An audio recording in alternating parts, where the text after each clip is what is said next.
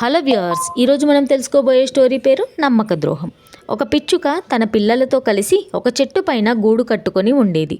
ఆ చెట్టు కింద పాము పుట్ట ఉండేది. ఒకసారి ఆ చెట్టు దగ్గరికి ఒక గ్రద్ద వచ్చింది.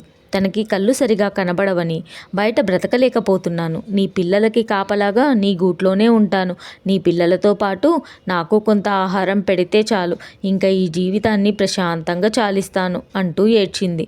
దాని మాటలకు బాధపడిన పిచ్చుక సరేనని ఒప్పుకుంది. అలా ప్రతిరోజు తన పిల్లలతో పాటు గద్దకి కూడా ఆహారం తెచ్చిపెట్టేది. అలా కొన్ని రోజులు గడిచిపోయాయి.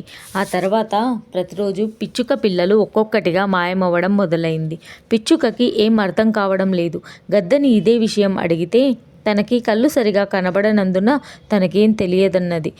అనుకోకుండా కిందికి చూసిన పిచ్చుకకు పాము పుట్టపైన పిచ్చుక పిల్లల ఈకలు కనిపించాయి. పామే తన పిల్లలని తినిందని భావించిన పిచ్చుక తన పరివారంతో పాము పైన దాడి చేసి పొడిచి చంపేశాయి. చివరికి పిచ్చుకకి ఒక్క పిల్ల మాత్రమే మిగిలింది. ఒకరోజు దానికి గద్దని కాపలాగా పెట్టి పిచ్చుక ఆహారానికి బయటకు వెళ్ళింది. ఇదే అదనుగా భావించిన గద్ద ఆ పిల్లని తినేసి వెళ్ళిపోయింది.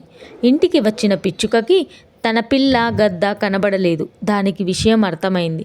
తప్పు చేశానని పశ్చాత్తాపపడింది. కానీ అప్పటికే జరగాల్సిన నష్టం జరిగిపోయింది.